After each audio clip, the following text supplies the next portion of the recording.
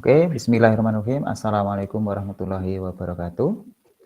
Waalaikumsalam warahmatullahi wabarakatuh. Sahabat cendekia, salam cerdas luar biasa. Terima kasih Bapak Ibu semuanya sudah berkenan hadir di malam hari ini.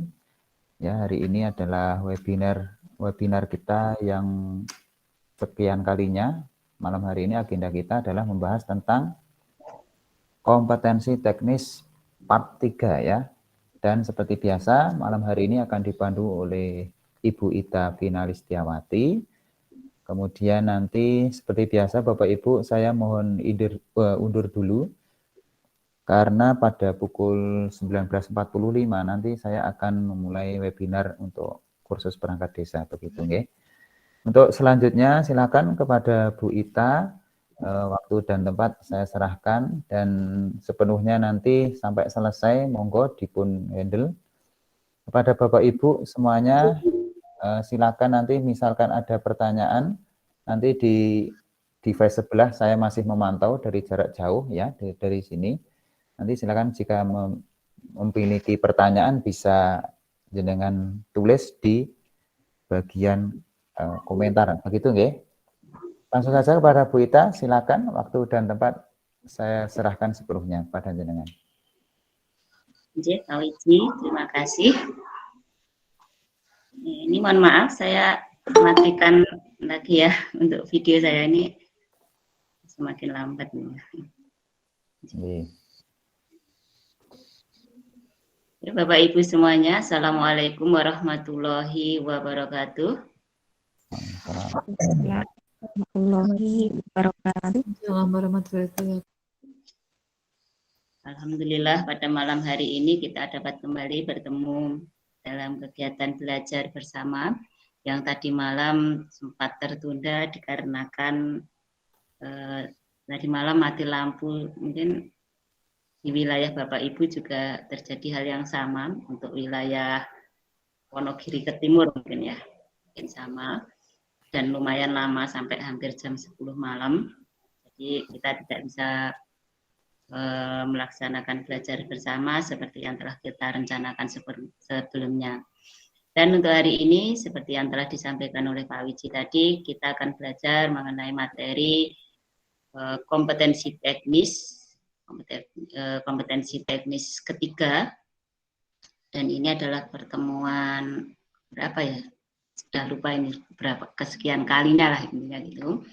Dan Bapak Ibu, semoga pertemuan kita nanti bermanfaat dan apa yang kita pelajari adalah ilmu yang bermanfaat dan dapat mempermudah panjenengan semua untuk menuju SP3K tahap kedua dengan harapan panjenengan semua nanti lulus P3K tahap 2 dengan mudah dan mendapatkan hasil yang sangat memuaskan. Amin, amin, amin. Bapak Ibu langsung saja ke materi. Ini saya izin share screen dulu.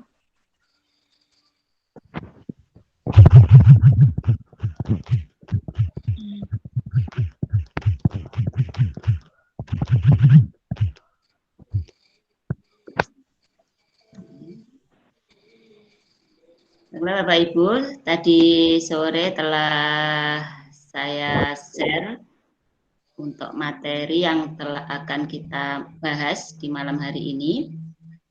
Sebagian ada beberapa materi sesuai request dari Bapak Ibu yang pertemuan terakhir kemarin. Tapi mohon maaf nanti request panjenengan semua mungkin tidak tercover pada malam hari ini. Tidak maksimal di malam hari ini, insya Allah saya berusaha untuk mencarikan materi yang sesuai dengan request panjenengan. Baiklah Bapak Ibu, ini nanti ada 35 soal dan semoga 35 soal ini dapat terselesaikan malam hari ini juga. Sehingga tidak ada PR untuk malam hari ini dan kita bisa membahas materi yang lain untuk besok. Dimulai dari nomor 1. Bismillahirrahmanirrahim. Satu, penilaian harus mampu menelusuri dan melacak kemajuan siswa sesuai dengan rencana pembelajaran yang telah ditetapkan. Ini prinsip penilaian sebagai A. Keeping track, B. Checking up, C. Finding out, D. Summing up, D. Finding in. Oke, Bapak Ibu. Keeping track. Ribun? Halo. Keeping track. Keeping track. Oh iya. Kata kuncinya menelusuri dan melacak. Kata kuncinya adalah menelusuri dan melacak. Oke. Di sini sudah saya sediakan referensi untuk prinsip-prinsip penilaian. Prinsip-prinsip penilaian saya masukkan pada pembahasan.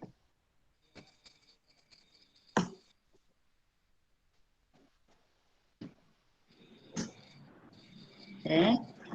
Bapak Ibu, ada 4 prinsip penilaian autentik. Yang pertama, keeping track.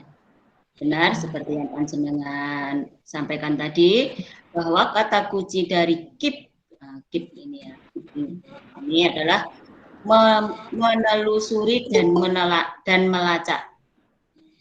Kita cukup menghafalkan kata kuncinya saja. Kemudian checking up, checking, berarti cek. Mengecek. Ini kata kuncinya adalah mengecek tercapaian. Kemudian yang ketiga ada finding out. Finding ini find, ini mencari, berarti harus mampu mencari dan menemukan. Menemukan. Mencari dan menemukan. Kemudian ini ada summing up. Ini Menyimpulkan. kata kuncinya adalah menyimpulkan. Oke, kita cukup tidak perlu menghafal secara total, itu tidak. Kita cukup menghafalkan kata kuncinya saja. Nah, kita kembali ke soal yang pertama tadi. Nah, di sini sudah kita menemukan kata kuncinya yaitu menelusuri dan melacak. Maka cukup jelas di sini adalah A jawabannya. Gitu kan Bapak Ibu? Oke. Setelah kita lanjutkan, masih dengan prinsip penilaian. Yang kedua, penilaian harus mampu mengecek ketercapaian kemampuan peserta didik dalam proses pembelajaran. Ini adalah prinsip penilaian otentik sebagai kata kuncinya apa Bapak Ibu di sini? Mengecek. Mengecek. Oke, cukup mudah. Jawabannya checking up. Checking Iya. up. Checking up. Oke, alhamdulillah. Inilah yang saya inginkan ya, panjenengan semua interaktif ya di sini.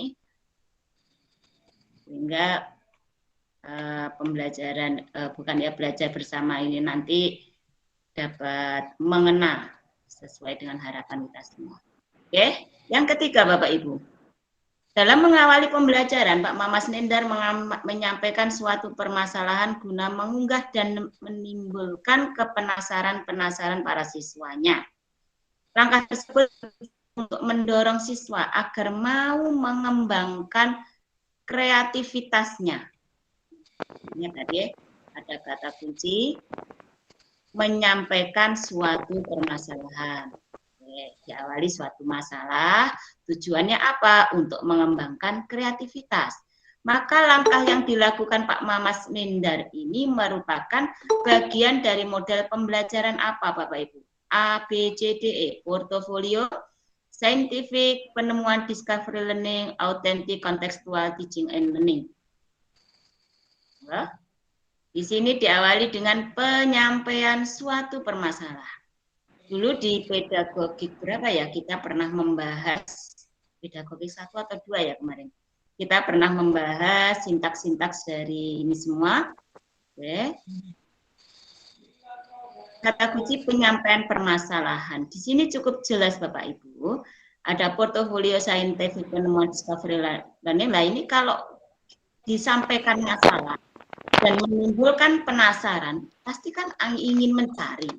Kalau ingin mencari, berarti inilah Bapak Ibu model. Penemuan discovery learning. Iya, penemuan discovery learning. Ya, Bapak Ibu.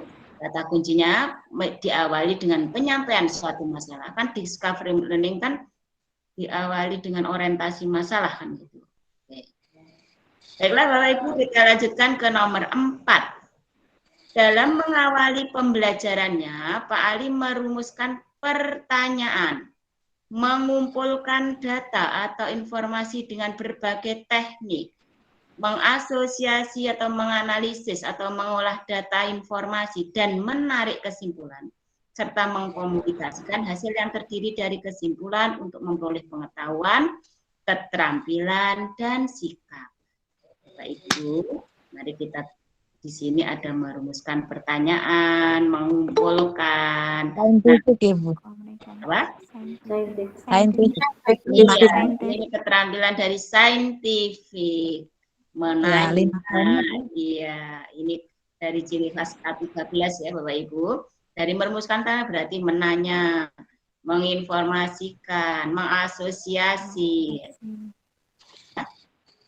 Oke, insya Allah cukup jelas dan di referensi maupun di pembahasan pedagogik yang sebelumnya ini sudah ada, nanti silakan dibuka-buka kembali untuk referensinya. Oke, Bapak Ibu yang nomor 5.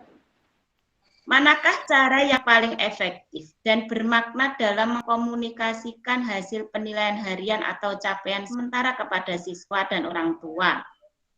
Mohon maaf Bapak Ibu, sebentar, saya izin sebentar saja.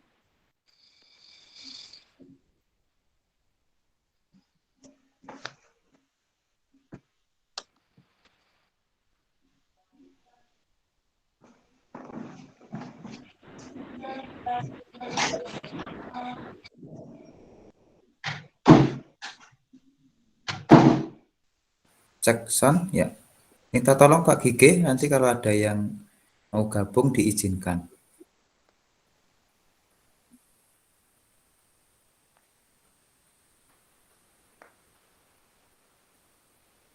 Oke, mohon maaf Bapak Ibu, tadi saya izin sebentar. Kita lanjutkan untuk nomor 5, saya ulang lagi. Manakah cara yang paling efektif dan bermakna dalam mengkomunikasikan hasil penilaian harian atau capaian sementara kepada siswa dan orang tua? Apakah A. Menggunakan angka-angka dan peringkat sementara siswa dalam kelas? B. Menggunakan angka-angka tanpa disertai peringkat? C. Dalam bentuk kategori A sangat baik, B baik, C kurang, D kurang sekali, atau D dalam bentuk angka KKM yang dicapai pada mata pelajaran dan kelulusannya, dan E dalam bentuk deskripsi KKM. Dalam bentuk deskripsi tentang KKM yang sudah dicapai dan belum capai. Iya. Oke, ini seperti yang ada di rapot itu ya Bapak Ibu. Untuk rapot K13 hari ini ada iya, deskripsi. Tapi sebenarnya kalau yang diinginkan orang tua itu yang ini Bapak Ibu, yang A ya. Rata-rata kan ini sebenarnya. Untuk faktanya di K13 yaitu dalam bentuk deskripsi tentang KKM yang sudah yang sudah dicapai dan belum dicapai. Baiklah, nomor 6. Penilaian yang dilakukan oleh seorang guru harus dapat menilai kemampuan siswa sesuai dengan tuntutan kurikulum dan meliputi berbagai aspek. Kata kuncinya adalah sesuai dengan tuntutan kurikulum dan meliputi berbagai aspek. Hal ini sesuai dengan prinsip apakah terbuka, menyeluruh, bermakna, adil, dan sah. Menyeluruh Bu. Oke, Bagi aspek karena kata kuncinya ya ini ya Bapak Ibu, sesuai ini tuntutan kurikulum dan meliputi berbagai aspek. Ya. Oke, di sini sudah saya siapkan untuk pembahasannya juga dari bukti referensinya. Ini. Prinsip kurikulum itu ngantuk niku. Nggih Mas Bebek. Mbak Dewi. Ngantuk. Bu Ita, tolong kata kuncinya. Nggih. Pripun? Tolong kata kuncinya. Oh Kata iya, kuncinya meliputi berbagai aspek. ini kan kata kuncinya sudah saya blok nggih. Kata kuncinya untuk menyeluruh ini sesuai meliputi berbagai aspek. Kemudian ini di sini Bapak Ibu, untuk prinsip penilaian itu ada terbuka, menyeluruh dan berkesinambungan, bermakna, adil. Mari kita cari kata kuncinya masing-masing. Kita cari kata kuncinya. Terbuka. Suara saya mana? Sifat objek. Oke. Terbuka. Mohon maaf ini Pak, ini suaranya maaf tuh. Butuh pada speaker. Oke. Halo? Pak Gige? Suaranya Itu menggambar. Pak Gige tolong. dengan matikan rupanya Bu. Oke. Sampun nggih. Yuk kita cari kata kunci dari masing-masing prinsip penilaian ini. Yang pertama, terbuka. Berarti prosedur penilaian, kriteria penilaian, dan dasar pengambilan keputusan dapat diketahui oleh pihak yang berkepentingan. Monggo Bapak Ibu, apa kata kuncinya? Terbuka ini berarti kata kuncinya oleh pihak yang berkepentingan. diketahui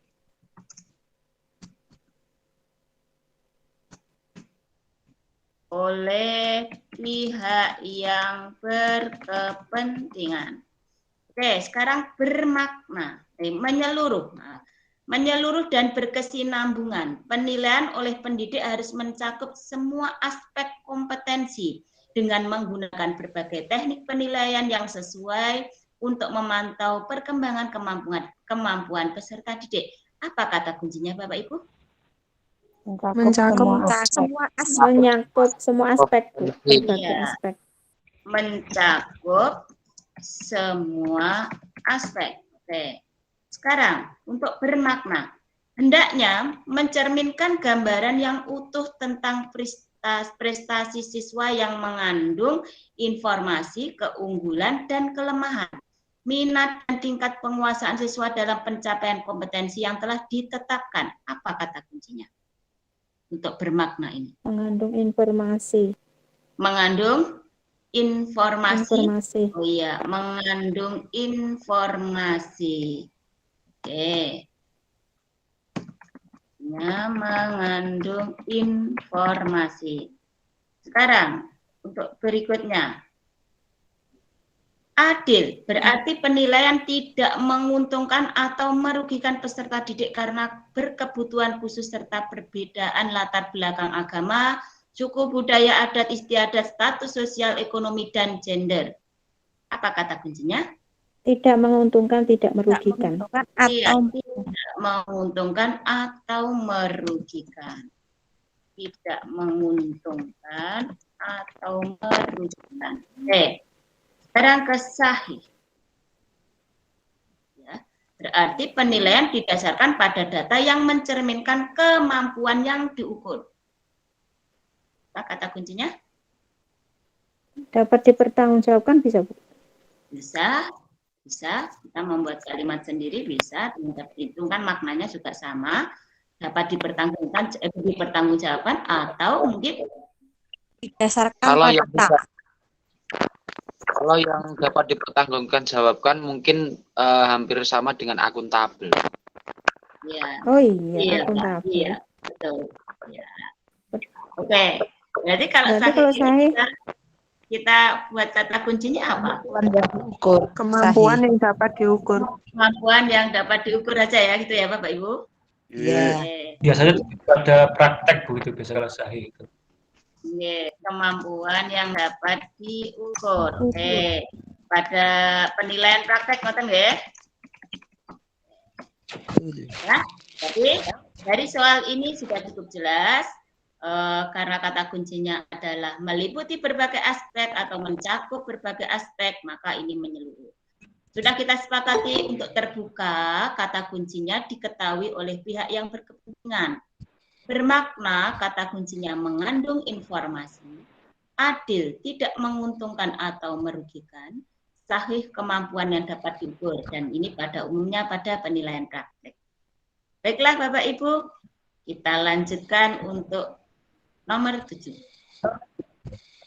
Lembaga tinggi negara dalam sistem ketatanegaraan Indonesia merupakan pemegang kekuasaan kehakiman bersama-sama dengan Mahkamah Agung. Ini pada pertemuan kemarin ini juga ada ya. Kata kuncinya pemegang kekuasaan kehakiman bersama-sama dengan Mahkamah Agung. Siapakah dia? Apa MPR, DPR, MK, MA, atau DPD? Ini kemarin yang terdapat di pasal 24 ayat 2, Bapak Ibu. Kalau tidak salah kalau kemarin soalnya itu apa yang ditanyakan pasal 24 ayat 2. Berarti apa? Oh iya, MK, yaitu Mahkamah Konstitusi. Oke. Referensinya saya sertakan juga. Di sini saya masukkan ke pembahasan dulu.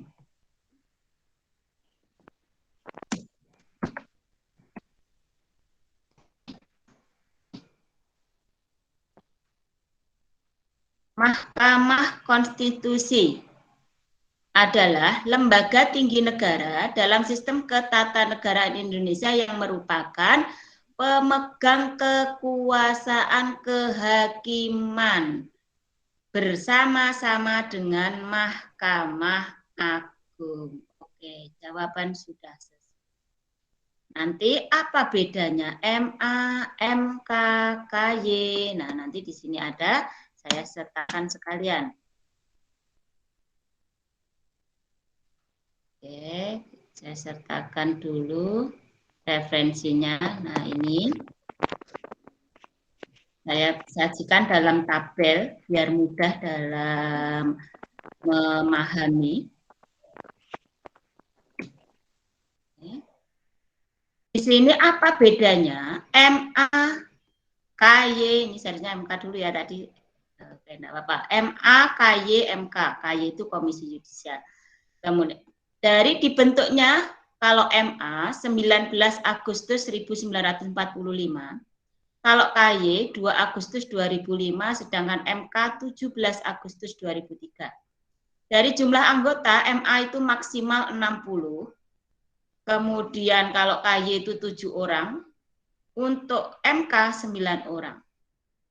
Kalau KY dasar pembentukannya Undang-Undang Nomor 22 Tahun 2004, untuk MK Undang-Undang Nomor 24 2003. Kemudian masa jabatannya sama-sama 5 tahun. Untuk rekrutmennya oleh KY diajukan ke DPR. Kalau KY rekrutmennya dari pansel komisioner, KY diajukan ke DPR. Untuk MK DPR ini 3, kemudian MA 3, Presiden 3. Kemudian untuk fungsinya, tadi di sini MA itu fungsinya untuk kekuasaan kehakiman. Untuk KY, pengawas hakim, tidak termasuk hakim MK. Sedangkan untuk MK itu kekuasaan kehakiman. Kewenangannya sekarang, MA mengadili tingkat kasasi, menguji peraturan perundangan di bawah undang-undang, memutus pemberhentian kepala daerah, jadi yang berwenang memutus pemberhentian kepala daerah itu adalah MA, dan persidangan peninjauan kembali. Untuk kewenangan KY yaitu merekrut calon hakim agung dan hakim ad hoc, menjaga dan menegakkan kode etik perilaku hakim. Untuk kewenangan MK menguji undang-undang terhadap UUD 1945, memutus sengketa lembaga negara, memutus pembubaran parpol, memutus perselisihan pemilu. Dan untuk putusan di MA itu berjenjang, bisa ditinjau kembali. Sedangkan di KY, usulan pemberhentian hakim kepada MA, kalau putusan di MK tak berjenjang, pertama dan terakhir berstatus final. Baiklah, sekarang jadi cukup jelas ya Bapak Ibu untuk kembali ke soal tadi, bahwa lembaga tinggi negara dalam sistem ketatanegaraan merupakan pemegang kekuasaan kehakiman bersama-sama dengan Mahkamah Agung. Dan ini dasarnya adalah UUD 1945 pasal 24 ayat 2. Ini seperti di materi yang pernah kita bahas sebelumnya. Baiklah, sekarang kita lanjutkan ke nomor 8. Berikut merupakan kewenangan Mahkamah Konstitusi, kecuali yang bukan. Apakah A, memutus pembubaran partai politik? Iya atau tidak? Iya. Iya, oke. Oke. Memutus perselisihan tentang hasil pemilihan umum? Iya. Masuk, Bu. Oke. Menguji undang-undang terhadap UUDS? Iya. Betul. Ke UUDS. Bingung, Bu, itu. Menguji undang-undang. UUD kan UUDS. Kalau memutus sengketa kewenangan lembaga negara? Iya. Betul. Oke. Kemudian kalau mengubah dan menerapkan UUD? Salah. Salah. Salah. Berarti jawabannya yang mungkin Yang adalah E. yang E. Nah, tadi hampir bingung yang ada di C ya, Pak. Iya. Oke, kita tengok lagi. Nah, kalau yang ini C, menguji undang-undang terhadap UUD 1945 itu ada. Nah, ini kan sudah sesuai di referensi tadi. Tapi kalau mengubah dan menetapkan tentu tidak. Baiklah Bapak Ibu, kita lanjutkan. Perhatikan pernyataan berikut. Perang Margarana, peristiwa Bandung Lautan Api, perlawanan rakyat Sulawesi, agresi militer 1. Urutan peristiwa mempertahankan Indonesia setelah kemerdekaan adalah 214. 214 benar. Ini sering, ini soal yang sering muncul ya ini Bapak Ibu. Oke. Pertama Bandung Lautan Api. Baik, saya sekarang dulu. Nah,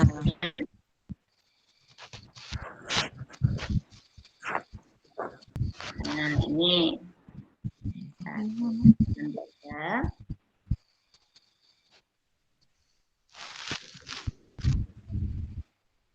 ini adalah referensinya Bapak Ibu.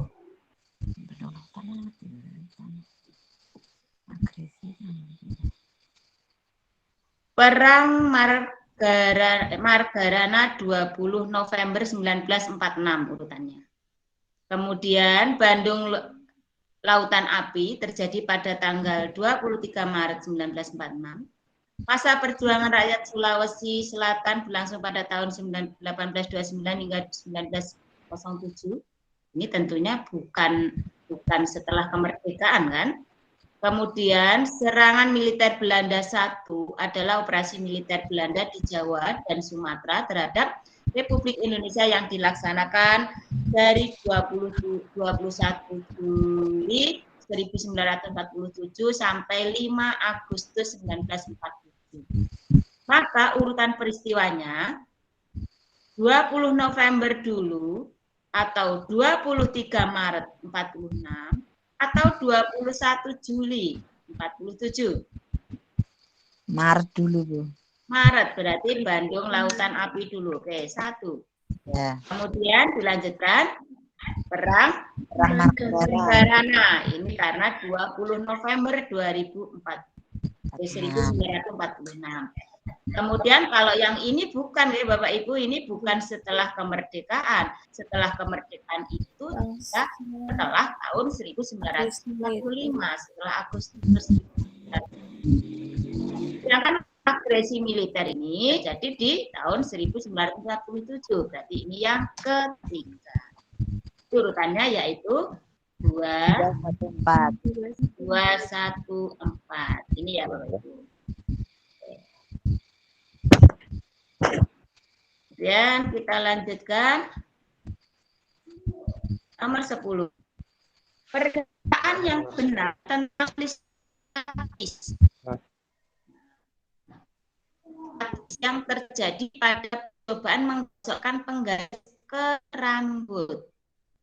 Apakah A, saat penggaris plastik digosokkan ke rambut terjadi perpindahan muatan negatif atau elektron dari rambut ke penggaris.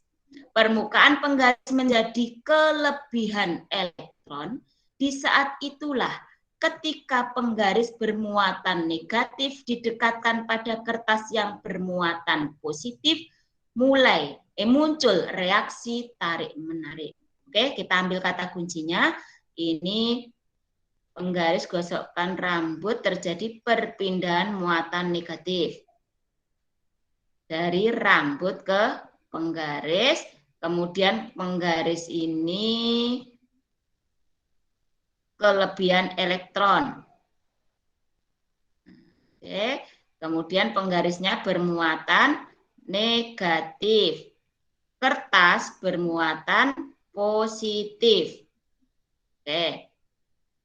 Dari yang A ini perpindahan muatan negatif, rambut ke penggaris, penggarisnya kelebihan elektron, kemudian penggaris itu bermuatan negatif, kertas bermuatan positif. Yuk kita ke B. Saat penggaris plastik digosokkan ke rambut, terjadi perpindahan muatan negatif elektron dari penggaris ke rambut, ini kebalikannya, penggaris ke rambut. Kalau yang A, rambut ke penggaris. Kemudian permukaan penggaris menjadi kekurangan elektron. Ini penggaris kekurangan elektron. Ini cukup hot ya Bapak Ibu opsinya. Di saat itulah ketika penggaris bermuatan positif, kertas bermuatan negatif. Muncul reaksi tarik-menarik. Oke, kata kunci di B, perpindahan muatan negatif elektron dari penggaris ke rambut dan penggaris kekurangan elektron, penggaris bermuatan positif, kertas bermuatan negatif. Sekarang untuk C. Saat penggaris plastik digosokkan ke rambut terjadi perpindahan muatan negatif elektron dari penggaris ke rambut, permukaan penggaris kekurangan elektron. Di saat itulah ketika penggaris bermuatan positif didekatkan pada kertas yang bermuatan negatif. Muncul reaksi tarik-menarik. Untuk D, saat penggaris plastik digosokkan di rambut terjadi perpindahan muatan negatif dari rambut ke penggaris. Jadi nanti ada kata-kata rambut ke penggaris dan penggaris ke rambut, nanti beda ya Bapak Ibu. Kemudian penggaris kelebihan elektron, di saat itulah ketika penggaris bermuatan positif, maaf ini salah, oke, didekatkan dengan kertas yang bermuatan negatif, muncul reaksi tarik-menarik. Untuk E, saat penggaris plastik digosokkan ke rambut terjadi perpindahan muatan negatif dari rambut ke penggaris, permukaan penggaris menjadi kelebihan elektron. Di saat itulah ketika penggaris bermuatan negatif didekatkan pada kertas yang bermuatan positif negatif, ini negatif lagi, muncul reaksi tarik-menarik. Oke, Bapak Ibu.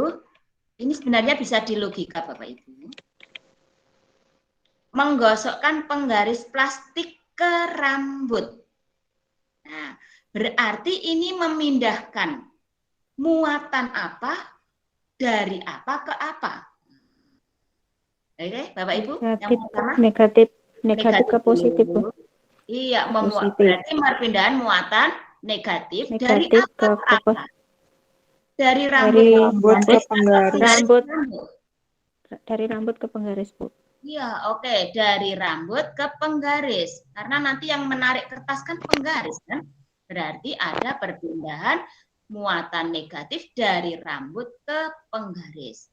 Oke, ini sudah ketemu. Rambut penggaris, rambut penggaris. Ini A, D. Oke, A, D, dan E. Oke, baiklah, sekarang permukaan penggaris nanti kelebihan elektron atau kekurangan? Kelebihan, Bu. Kelebihan, Bu. Kelebihan, iya. Kenapa bisa menarik? Karena kelebihan elektron. Cukup, ini sudah cukup jelas. A, kelebihan elektron. Yang tadi D juga. Untuk E, sama. ADE masih sama kelebihan. Nah, sekarang yang membedakan. Penggaris ini bermuatan negatif atau positif? Negatif. Negatif. Oke, berarti penggarisnya negatif. Kertasnya berarti Positif. positif. A, negatif positif. Untuk D tadi positif ke negatif sama sebenarnya. Ini tadi kesalahan. Ini bedanya apa ya tadi? Bermuatan negatif dan hampir sama ya ini. Sebentar, rambut terpendek muatan negatif elektron dan Sama ya ini. Bisa dibilang ketika penggaris bermuatan negatif didekatkan kertas yang bermuatan positif. Niki D sama kalian. Ini positif ke negatif, ini negatif ke positif. Nah ya. Kemudian yang E tadi bedanya ini negatif. Negatif ke negatif. Oke, berarti sudah jelas Bapak Ibu. Apa? Jawabannya ya. Oke, yang saya blok sepenuhnya inilah jawabannya, yaitu A. Oke. Untuk ini tadi saya beri kata kuncinya ya, Bapak Ibu. Pertama, perpindahan itu dari apa ke apa? Oh, berarti dari rambut ke penggaris. Nah, menggosokkan. Kemudian, bagaimana penggarisnya? Kelebihan atau kekurangan? Oh, kelebihan. Oke, kelebihan elektron. Terus penggaris tadi bermuatan apa? Bermuatan negatif, sehingga bisa menarik kertas yang bermuatan positif. Gitu ya Bapak Ibu. Dan soal ini memang cukup hot ya Bapak Ibu. Opsinya yang hot. Oke. Cukup jelas, jawabannya adalah A. Selanjutnya, alasan mengapa bintang emas dijadikan lambang sila ke-1 Pancasila. Apakah A, bintang emas melambangkan 5 agama yang hidup dan tumbuh berkembang di Indonesia? Apakah B, bintang emas menggambarkan 5 agama cerminan kehidupan bangsa yang saling menghargai? Apakah C, bintang emas menggambarkan cahaya Tuhan untuk semua manusia? D, bintang emas adalah simbol keagamaan yang merupakan identitas bangsa Indonesia. E, bintang emas adalah simbol negara Indonesia melindungi dalam beragama. C, Bu. C, Bu. Nah, Bapak Ibu yang membedakan, kalau sudut bintangnya berarti melambangkan 5 agama. Karena ada 5 sudutnya Bapak Ibu. Nah, tapi yang ditanyakan ini bukan sudutnya, kan yang ditanyakan hanya bintang emasnya. Maka bintang emas ini menggambarkan cahaya Tuhan untuk semua manusia. Oke. Baik, kita lanjutkan nomor 12. Kata spion berfungsi untuk membantu, ini juga sudah pernah melihat benda-benda di belakang kendaraan agar pengemudi aman dan mengemudi. Prinsip kerja kaca spion. Sebentar, kita cari dulu cerminnya apa toh Bapak Ibu? Sembung. Sembung atau Sembung. sembung. Berarti yang sembung Sembung. ini A, C, dan E. Oh, yang E ini lensa. A dan apa tadi? C. Nah, hasil bayangannya bagaimana Bapak Ibu? Apakah Tegak dan diperkecil. lebih besar? Ini tentu tidak ya. Masa lebih besar? Tegak diperkecil. Apa tegak diperkecil? Tegak diperkecil. Maya tidak diperkecil kalau cermin sembung. Sudah jelas ya. Cermin sembung pada umumnya apa Bapak Ibu? Kemarin? Ayo. Maya Gak diperkecil. Kenapa disebut maya? Karena dapat dilihat di dalam cermin tanpa proyektor. Enggak, karena bayangannya tidak terbalik. Diperkecil. Kenapa? Karena bayangan lebih kecil daripada benda asli. Sehingga dapat menjangkau benda-benda di sekitarnya. Oke, jawaban C. Berikut. Saya turunkan saja. Nomor 13. Hasil penilaian pada KD membandingkan perubahan energi yang terjadi pada berbagai pembangkit listrik. Diperoleh data, semua peserta didik sudah mencapai ketuntasan belajar berdasarkan KKM yang ditetapkan. Ini kata kuncinya. Semua peserta didik kelas 5 memenuhi ketuntasan belajar. Yang harus dilakukan Pak Kardi sebagai guru IPA pada kasus ini adalah melanjutkan materi pembelajaran berikutnya. Iya. Kenapa? Karena ini sudah tuntas semua. Punten, Bu. Mikrofonnya ini mengganggu. Ada yang apa namanya? Nggih. Oh, nggih. Monggo Pak Gigih ini, karena saya tidak bisa memantau, saya hanya langsung layar di tampilan di layar saya hanya Word saja Pak. Jadi saya tidak bisa memantau siapa yang. Baiklah, kita lanjutkan. Ini tadi sudah cukup jelas ya, melanjutkan ke pembelajaran berikutnya. Kenapa? Karena ini sudah mencapai ketuntasan belajar. Bapak Ibu, saya sertakan dulu bagaimana kriteria ini antara pengayaan dan strategi remedial. Saya sertakan di pembahasan.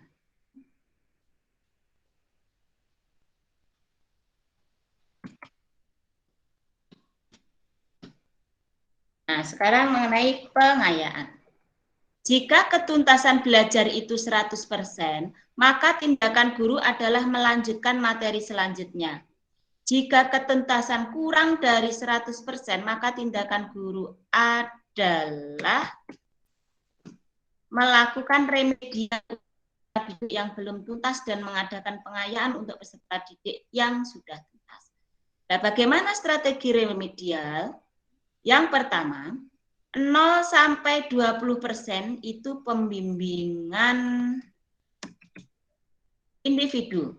Untuk 0 sampai 50% pembimbingan kelompok dan lebih dari 50% ini pembelajaran ulang. Maksudnya apa Bapak Ibu?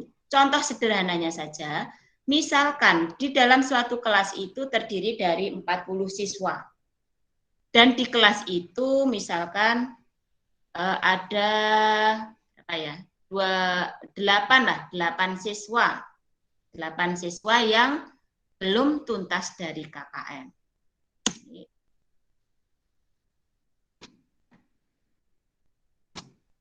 Contoh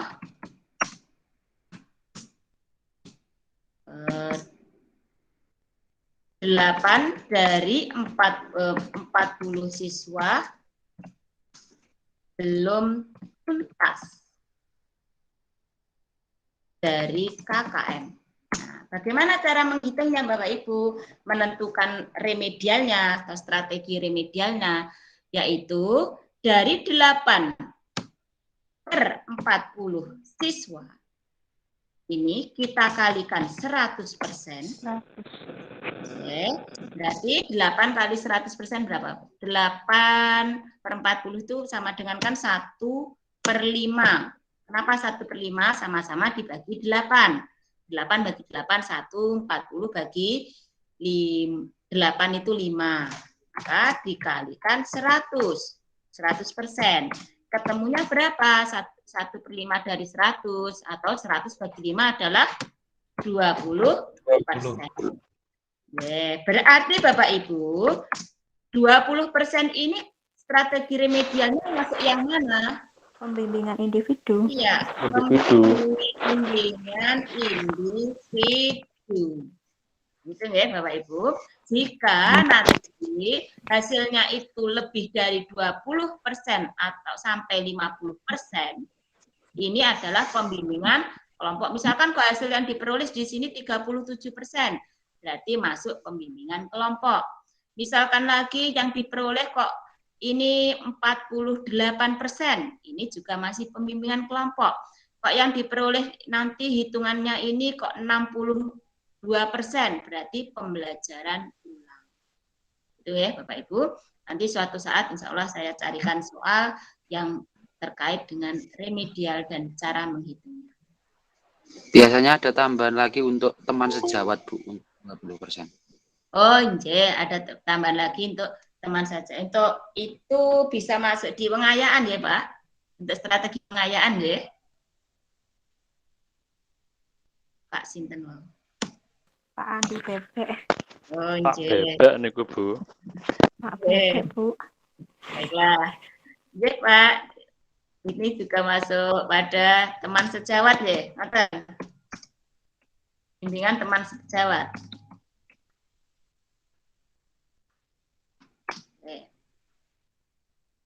Baiklah Bapak Ibu, sekarang kita lanjutkan ke soal nomor 14. Ini tadi sudah saya blok belum ya jawabannya? Oh sudah, oke. Ke nomor 14. Beno berangkat, ini kemarin yang pernah dibahas Pak Wiji ya sebenarnya. Nah, ini saya masukkan lagi. Oke. Mungkin nanti cara saya dengan Pak Wiji sedikit berbeda.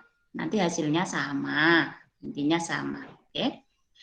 Beno berangkat dari kota A ke kota B dengan percepatan 40 km per jam. Hilman berangkat dari kota A ke kota B dengan kecepatan 50 km per jam pada pukul 8. Jika Beno ingin berpapasan dengan Hilman pada jarak 56 km dari kota A, maka Beno harus berangkat pada jam titik-titik. Oke. Buat dulu pembahasannya di sini. Oke Bapak Ibu, yang kita ketahui yang pertama adalah kecepatan 1. Kita tulis K1. Kecepatan 1 itu kecepatannya siapa ya ini? Beno ya Bapak Ibu? Kecepatannya Beno yaitu 40 km per jam. Kemudian kecepatan 2 yaitu 50 km per jam. Kemudian ada jarak C, jarak yang diinginkan yaitu 56 km. Oke, ada lagi yang diketahui apa lagi nih? Oh, berangkatnya siapa tadi? Pada pukul 8. Ini yang berangkat pukul 8 ini siapa, Pak? Hilman. Berpapasan dengan Hilman. Oh ya, berarti Hilman ingin berangkat. Oh ya, berangkat waktu berangkat Hilman. Itu pukul 8.00. Oke Bapak Ibu. Nah, ini yang kita minta yang pertama yaitu tentang selisih waktu ya, waktu apa ya namanya? Bukan waktu menyusul, ini sama artinya dengan ya selisih waktu gitu aja. Selisih waktu. Caranya ini dari jarak kita tulis J, kemudian nanti dikalikan kecepatan siapa ini? Kecepatan 2 dikurangi kecepatan 1. Kemudian ini nanti per, ya saya pakainya mau manual. Karena kalau mau pakai insert itu kalau di textbox agak susah. Ini ada K2, K1 maaf, dikali K2. Oke. Kemudian tadi jaraknya berapa Bapak Ibu? 56. 56. Oke. 56 km. Nah, K2-nya berapa?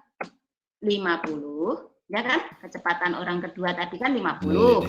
Dikurangi kecepatan orang pertama. Berapa? 40. Kenapa dikurangi? Karena di sini kita mau mencari selisihnya. Nah, kecepatan orang tadi kita tinggal mengalihkan kecepatan orang pertama. Kita kalikan dengan kecepatan orang kedua. Ini saya anggap saja ini per ya Bapak Ibu. Baiklah, kemudian kita hitung dulu. 56 dikali berapa itu Bapak Ibu? 50 kurangi 40? 10 kan? 10. Oke, lah sekarang 40 dikali 50. 4 kali 5, 20, tambahin 2, itu 2, berarti 2.000. Oke. Kemudian, saya taruh samping saja, 56 dikali 10 berapa? 560. Kemudian untuk 2 per 2000. Oke. Sekarang sama dengan, nah ini bisa diperkecil Bapak Ibu. 560 ini hilang 00-nya 1, ini dicoret-coret ya, nanti ini dihilangkan. Nah, saya merah-merah ini tandanya dihilangkan. Saya blok merah ini tandanya dihilangkan gitu, sama-sama dihilangkan. 1. Nah, tinggal 56 per 200. Bisa sama-sama dibagi 4 ya. Jadi 9 per berapa Bapak Ibu? 20 bagi 4 berapa? 50. Oke. Kemudian 9 per 50. Monggo jenengan bagi pakai kalkulator atau pakai apa daripada menghitung ini. Cepat. 9 per 50 berapa ini? 9 per 5. 0,2. Ya. Iya.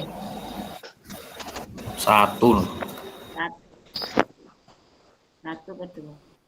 0,18. 18. 18.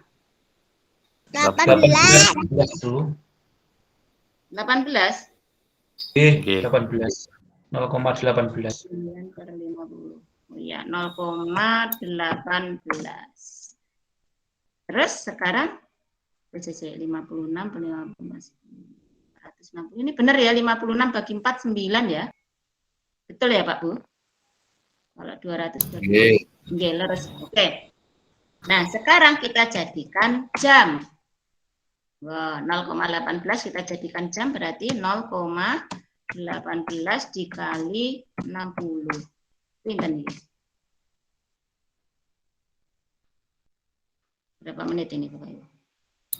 0,18 dikali 60. 9, Bu. 10. 10,8. 8. Maaf, Beda Bu. ya? Maaf, Ya? Bu. Maaf Bu, itu yang 56 dibagi 4 itu hasilnya 9. Harusnya 14, salah, Bu. Bu. Seharusnya 14. 14 Oh dibagi iya. 14, Bu. 14 ya? 14 dibagi Iya. 50 Ya, seharusnya Ya. 14/50. Berarti sama dengan 0,28. 0,28. Oh iya. Oke. 0,28. Berarti 0,28. 0,28. Oke, dikali 60. Nggih, kleru lek ngitung kok 50. Oh iya. Oke. 16,8. Berarti berapa ini? 16,8. 16,8. 16,8 ini dibulatkan bisa menjadi 17. 17. Taruh bawah saja ya. Kalau manual tuh susahnya murah-mari. Nih, berarti sama dengan saya bulatkan taruh di bawah sama dengan 17 menit. Nah, sekarang kita tinggal mencari waktu berangkatnya. Monggo. Jadi tadi berangkatnya jam berapa? 08.00 dikurangi 17 menit, berarti 00:17. Ingat Bapak Ibu, jam itu 1 menitnya berapa? 60 kan? Sama artinya dengan 07.60 dikurangi 00:17. Monggo, berapa itu? Berapa ini? 3. 0743. Ya, 0743. Ada enggak jawabannya? Oh, ada ini B ya? Ada yang B, Bu. Oke, saya ulang lagi Bapak Ibu. Ini tadi kita sudah mengetahui ada K1, K2, kecepatan 1. Oh, kecepatan orang pertama itu 40 km per jam. Kecepatan kedua 50 km per jam. Dan jaraknya yaitu 56 km. Waktu berangkatnya Hilman tadi 08, pukul 8. Nah, kita mau mencari selisih waktu dengan cara jarak dikali kecepatan orang kedua dikurangi kecepatan orang pertama. Karena selisih berarti yang banyak dikurangi sedikit. Gitu. Kemudian per ini K1 dikali K2.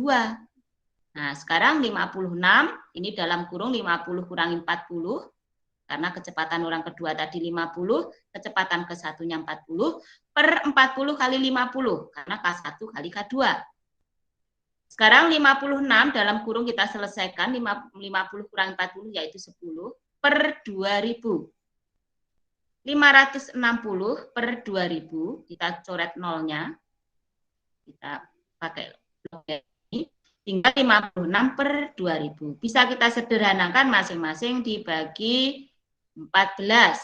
Sebenarnya ini masih bisa disederhanakan lagi ya. Bagi 2, 7 per 25 bisa ya. Akhirnya ketemu 0,28. Dikali, yaitu 0,28 kita jadikan jam. Ya, 0,28 kali 60, yaitu 17 menit. Kita jadikan menit ya, maaf bukan jam. Kemudian, tadi sudah ketemu 17 menit karena ini tadi hasilnya sebenarnya berapa tadi? 16,8 ya, tadi dibulatkan. 16,8. Oke, jadi berangkat jam 8 tadi dikurangi 17 menit atau 00:17. Pada hakikat kalau jam itu pengurangannya yaitu 0760, 00 ini dari menit kita ambilkan 1 jam di depannya. Jadinya 60. Jadi yang 8 dikurangi 1 jam. Dikurangi 00:17. Maka hasilnya 0,74. Nanti monggo direnungkan lagi sendiri. Mungkin cara saya sedikit berbeda dengan Pak Wiji kemarin ya. Monggo jenengan silahkan pakai cara yang mana, yang mudah, yang mana menurut panjenengan. Oke. Intinya jawabannya sama enggak? Kemarin dengan Pak Wiji saya. Sama, Bu. Oh, yeah. Untuk jawaban sama, hanya cara yang berbeda. Baiklah, Bapak Ibu, kita lanjutkan untuk nomor 15. Peristiwa heroik mempertahankan kemerdekaan dengan mengangkat senjata yang menjadi dasar penetapan 10 November sebagai Hari Pahlawan adalah apakah Medan Area, Bandung Lautan Api, Pertempuran Surabaya, Pertempuran Aceh, Pertempuran Ambarawa? Surabaya. Iya, Pertempuran Surabaya. Cukup jelas ya, sehingga diperingati sebagai Hari Pahlawan. Baiklah, kita lanjutkan. Konferensi. Apa itu bakunya? Konferensi Meja Bundar adalah puncak perjuangan diplomasi bangsa Indonesia dalam mempertahankan kemerdekaan. Hasil yang diperoleh dari perundingan tersebut antara lain, apakah A. Pembentukan negara Indonesia Serikat di Belanda, B. Pengakuan kedaulatan negara Indonesia oleh Belanda, C. Pemberhentian agresi militer Belanda, D. Peluncuran senjata tentara Nika, E. Pembubaran Republik Maluku Selatan. Ini bagian dari upaya mempertahankan kemerdekaan, Bapak Ibu. Berarti ada kemungkinan soal pengembangan soal, karena kemarin ada FR juga. Saya menemukan FR yang diantaranya yaitu hasil perundingan KMP. Nah, apakah hasil perundingan KMP itu? Tadi juga sudah saya lakukan referensinya ini. Oh, belum ya, belum ada referensinya. Tadi, maaf saya lupa menyiapkan referensinya untuk ini. Baiklah, kita langsung analisa saja. Bapak Ibu, dari hasil KMP itu ada berupa pengakuan. Kalau yang A, C, D, E ini adalah baru keputusan. Nah, yang berupa pengakuan yaitu tentunya yang B. Tadi saya mau menyiapkan referensi untuk hasil KMP ya. Tadi maaf akhirnya saya lupa, ketinggalan. Oke, tidak apa-apa.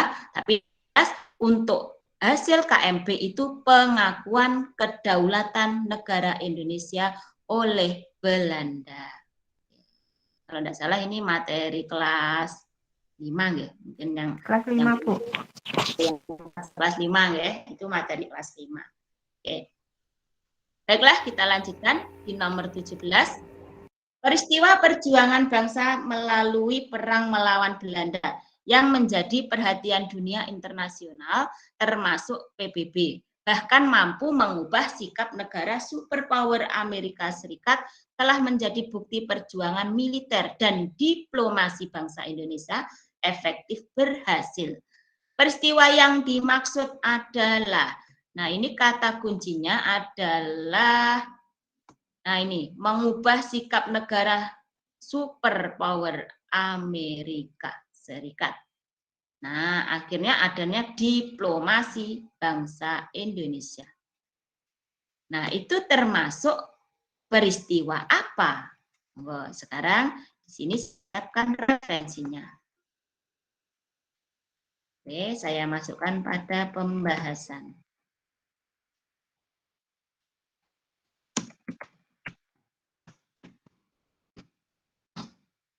Oke.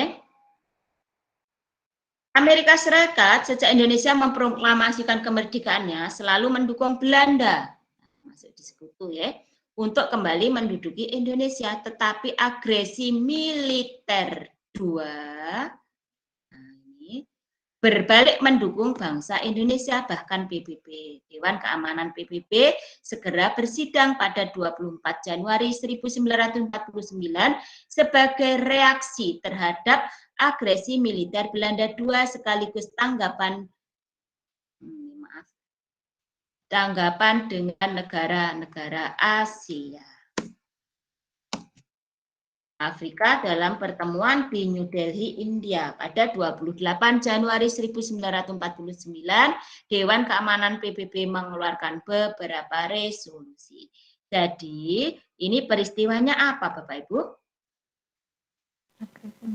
Agresi militer 2. Oke. Yang mengubah sikap negara superpower Amerika yang sebelumnya berpihak pada Belanda, akhirnya dia berpihak mendukung Indonesia. Itu terjadi pada agresi militer Belanda 2. Oke. Monggo nanti bisa dilihat di materi di kelas 5 juga. Oke. Baiklah, Bapak Ibu, kita lanjutkan ke nomor 18. ASEAN Defense Minister Meeting ADMM adalah contoh kerjasama negara-negara ASEAN dalam bidang Bapak Ibu mungkin pernah membaca soal itu. Budaya, politik, pendidikan, kesehatan, apa ekonomi? Ekonomi. Oke, saya Politik, Bu. Oke, saya siapkan ini referensinya. Politik. Iya. Oke, kita masukkan pada pembahasan.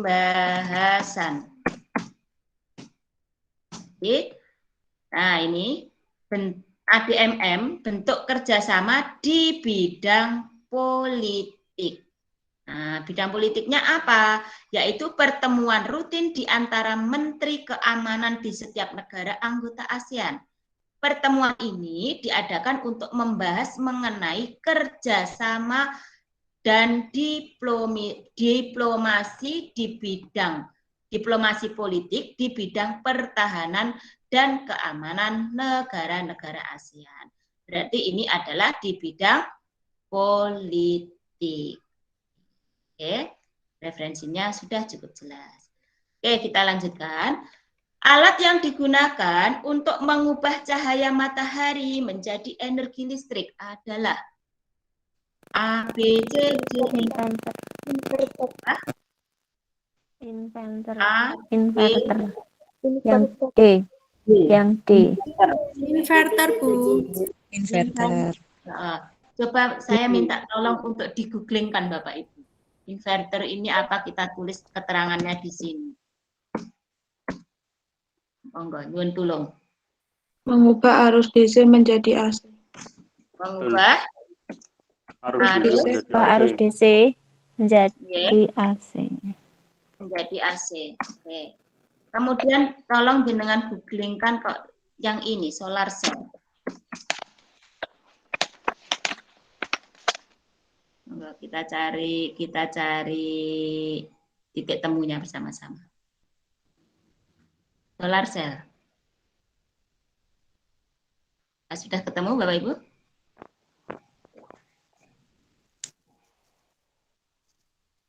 Untuk solar Elemen ya. aktif mengubah energi cahaya menjadi energi listrik.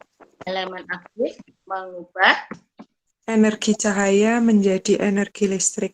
energi cahaya menjadi energi listrik. Kalau solar modul, nyuwun tulung. Untuk solar modul.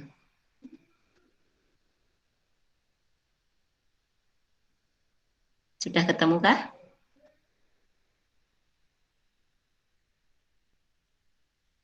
Gimana Bapak Ibu? Ada yang bisa membantu untuk solar modul? Monggo nyuwun tulung jenengan googling nggih.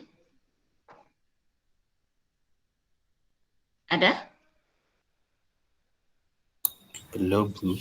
Oh, belum. Oke. Ini dari dua ini sebenarnya sudah ada perbandingan Bapak Ibu. Monggo, panjenengan ke B apa ke D? B.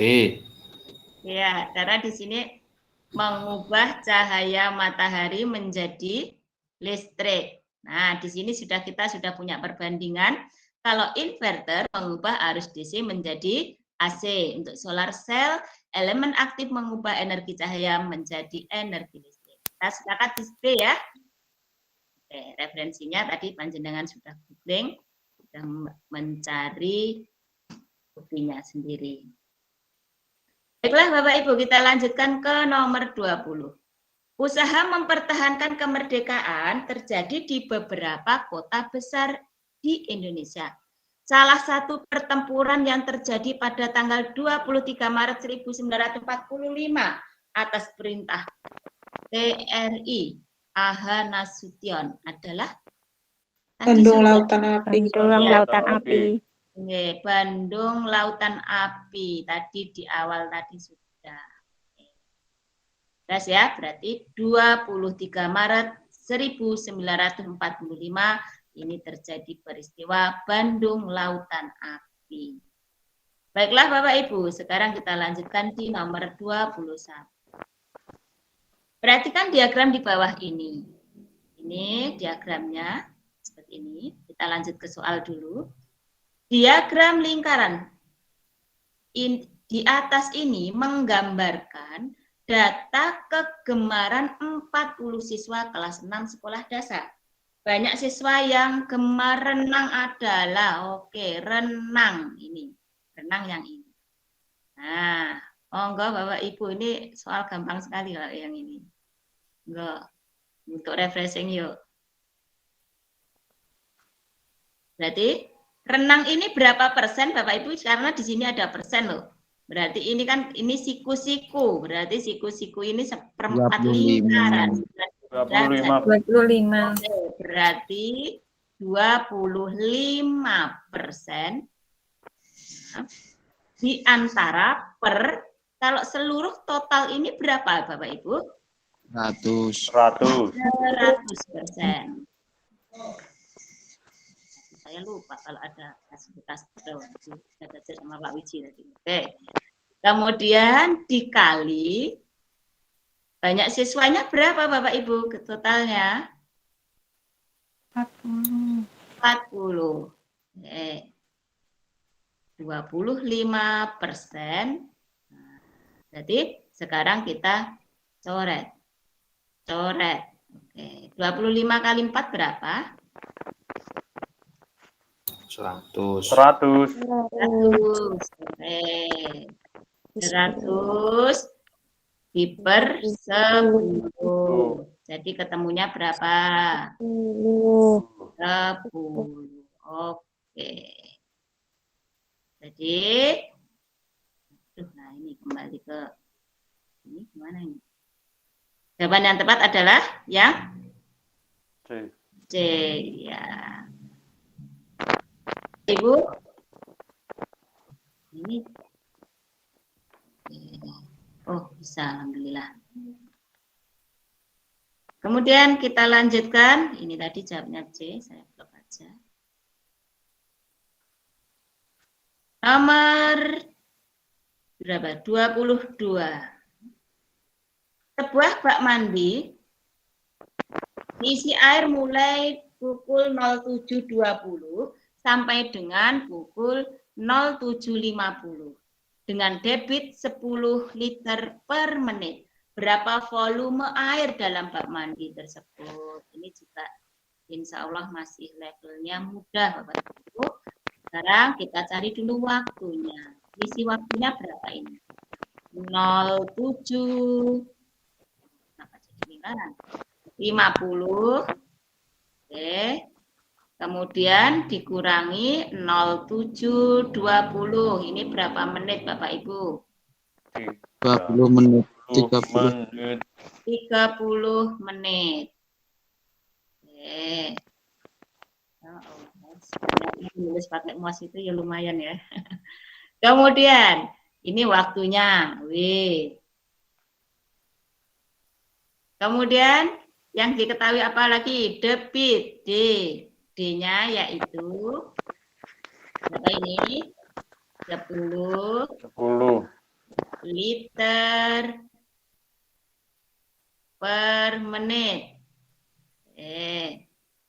Nah, sekarang masih ingatkah Bapak Ibu bagaimana rumusnya untuk debit? Nah, kita cara mengingatnya yaitu vokalis dewa, vokalis ini D, kemudian ini W, maka vokalis dewa. Yang kita cari adalah siapa? Volume. Kalau kita mencari volume, ini V-nya di atas, maka yang sejajar ini kita kalikan. Jadi D dikali W. D dikali W. Nah, sekarang D-nya berapa tadi? 10 liter per menit. Liter per menit. Kemudian dikali W-nya berapa tadi? Ini tadi 30 menit.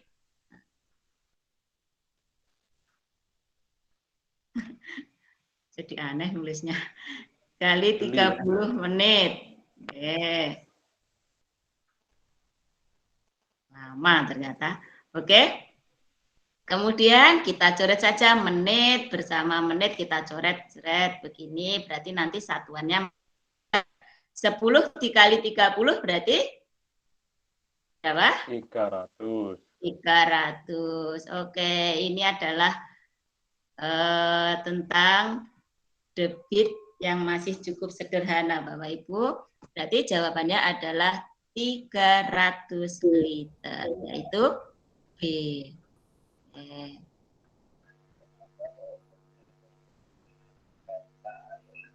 Baiklah, kita lanjutkan sekarang untuk nomor, saya baca. 23. Perhatikan gambar berikut. Fungsi organ yang ditunjukkan oleh nomor 2. Nah, itu nomor 2. Ini soal persis yang saya dapat dulu juga yang ditunjukkan ini. Nah, bagian ini. Nah, ini bagian ini apa Bapak Ibu namanya ini? Empedu. Bukan. Di atas loh Pak, nomor 2 loh. Iya, apa ini? Ini paru-paru lah. Yang ini yang sekepal ini apa ini? Ayo. Apa? Jantung. Ya, itu jantung. Oke. Kalau yang nomor 3, nomor 3 apa ini? Nomor 3. Usus halus. Kalau yang nomor 4. Empedu. Empedu. Iya. Kalau yang nomor 5. Usus besar. Besar. Berarti fungsi nomor 2 apa ini Bapak Ibu? Karena ini jantung. Memompa darah ke seluruh tubuh. Itu juga sudah saya siapkan untuk referensinya. Bentar. Saya masukkan di, ini pembahasan saja. Ya.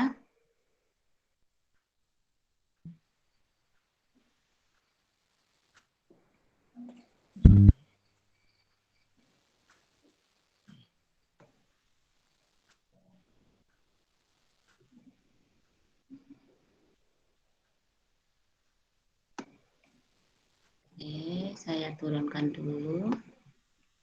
Saya masukkan di pembahasan. Tadi nomor 1 itu adalah paru-paru.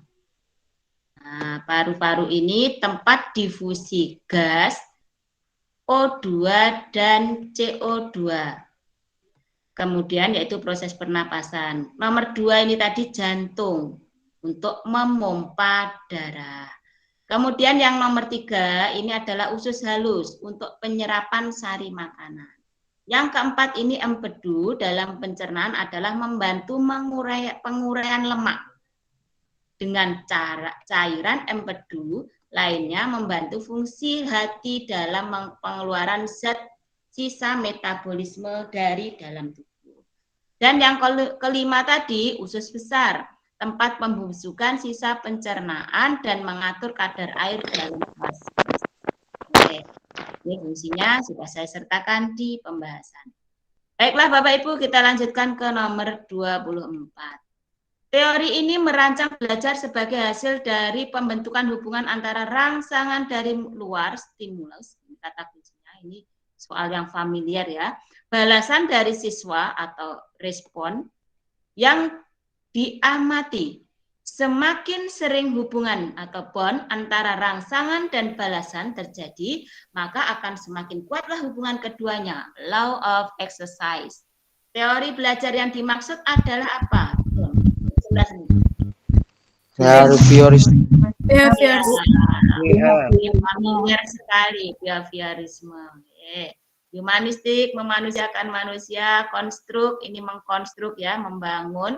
Kognitif ini berpikir melalui tahap-tahap ya, bertahap. Oke. Kita lanjutkan nomor 25. Perhatikan gambar berikut. Yang ini adalah nyamuk. Jadi nanti metamorfosisnya nyamuk. Dan di bawahnya adalah kupu-kupu. Oke, kita langsung ke sini. Daur hidup kedua jenis hewan sesuai gambar di atas yang paling benar yaitu. Oke. Apakah A. Telur, jentik, pupa, nyamuk muda, nyamuk dewasa. B. Tadi yang atas nyamuk ya. Telur, ulat, kepompong, kupu-kupu muda, kupu-kupu dewasa. Untuk B, telur, jentik-jentik, pupa, nyamuk muda, nyamuk dewasa. B, telur dalam selubung, tempayak, dan kecoa muda. Kenapa bisa ke kecoa? B jelas salah ya. Oke, yang C, telur, ulat, kepompong, kupu-kupu muda, kupu-kupu dewasa. Kenapa sampai ke kupu-kupu? Padahal yang atas tadi nyamuk. Yang C jelas salah, nggak usah dilanjut. Kita ke D, telur, pupa, jentik-jentik, nyamuk muda, nyamuk dewasa. D, telur, ulat, kepompong, kupu-kupu muda, kupu-kupu dewasa. Oke. E, telur, ulat, pupa, nyamuk dewasa. E, yang ini telur, ulat, kepompong, kupu-kupu muda, kupu-kupu dewasa. Di antara A, D, E, monggo Bapak Ibu. Yang mana? Yang A. A. Kalau D ini salahnya di mana? Itu dari telur ke ulat harusnya. Pupa. Balik ya ini, masa jadi dari telur ke pupa? Kalau yang E bagaimana ini? Kenapa ini? Itu telur ke jentik. Telur ke ulat. Ini jentik dulu ya seharusnya. Iya. Iya, ini yang menjadi salah. Jadi, oke, sudah cukup jelas. Jawaban yang benar adalah nah. Saya blok penuh. Baiklah Bapak Ibu, kita lanjutkan lagi ke nomor 26. Masih organ yang ditunjukkan tanda panah, organ manusia ini, Mas. Nah, yang ditunjukkan anak panah ini yang mana ini maksudnya? Tadi yang mana maksudnya? Oh, yang panah X, yang X ya. Yang X ini berarti apa ini Bapak Ibu? Usus besar.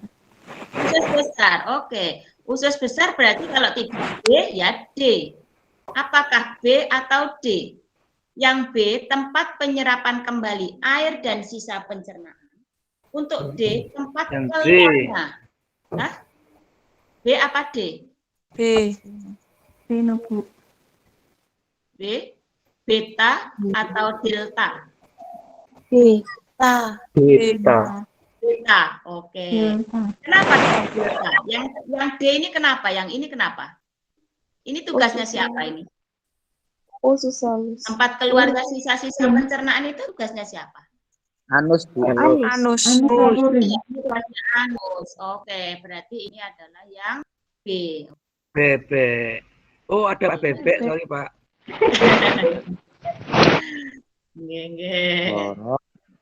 Oke, nomor 27. Lanjut. Sebuah mobil bergerak ke timur sejauh 100 meter selama 4 second. Ini fisika ya, Bapak Ibu. Lalu bergerak ke arah barat sejauh 50 meter selama 1 second juga. Kelajuan rata-rata dan kecepatan rata-rata mobil tersebut adalah, ini kemarin juga ada yang menyampaikan FR ini. Saya menemukannya di salah satu grup Telegram ini. Ada yang menyebutkan dapat FR tentang kelajuan dan kecepatan. Oke, apa toh bedanya? Kita bahas bersama-sama. sekarang kita cari tahu dulu. Yang pertama,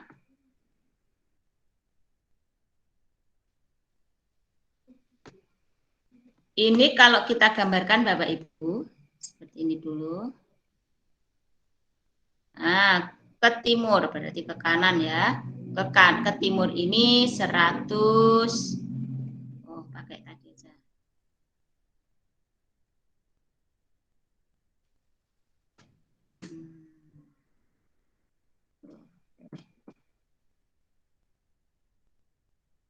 Oke, kalau kita gambarkan tadi, awalnya ini ke timur dulu. Ini 100 meter. Ini yang pertama.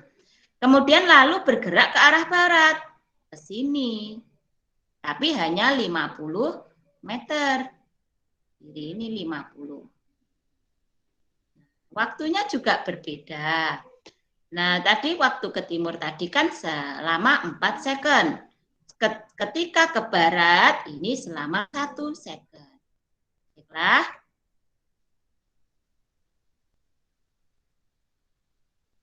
Nah, sekarang Bapak Ibu, kita akan mencari kelajuan. Untuk mencari kelajuan, Bapak Ibu, kita dapat mencari jarak total.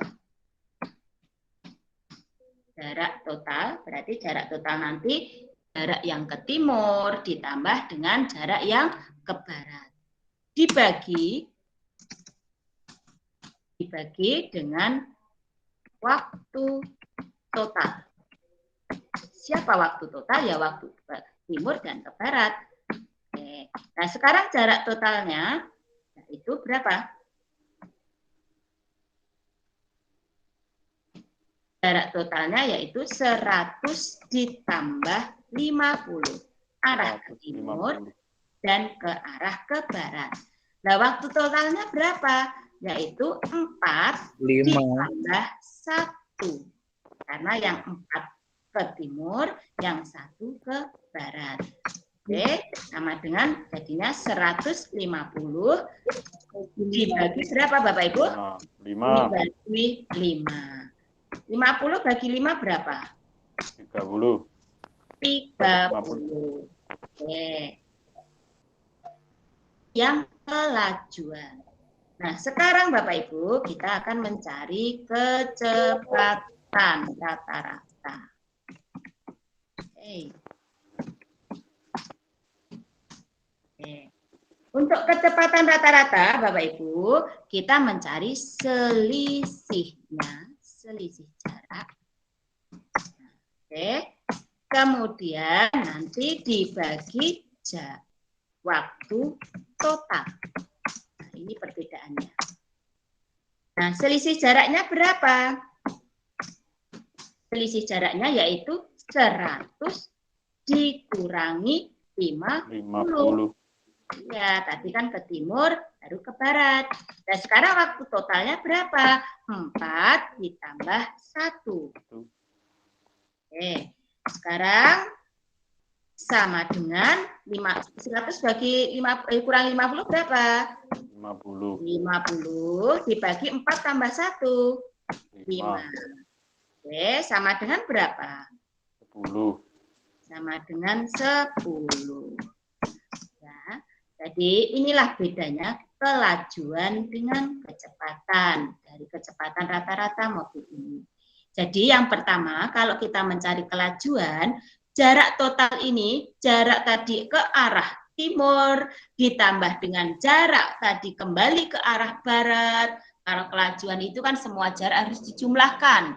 Nah, dibagi waktu totalnya tadi berapa, ke timur berapa, ke barat berapa. Nah, berbeda dengan kecepatan rata-rata yang diinginkan, ini selisih jarak. Tadi, selisih jarak dibagi waktu total. Selisih jarak maksudnya apa? Tadi ke timur 100, kembali lagi 50, berarti dikurangi 50. Nah, maka 50 dibagi 5. 5 itu dari siapa? 4 tambah 1, maka 10. Maka jawabannya kelajuannya 30. kecepatannya 10. Ada enggak di sini? Atau yang B ya. Nih.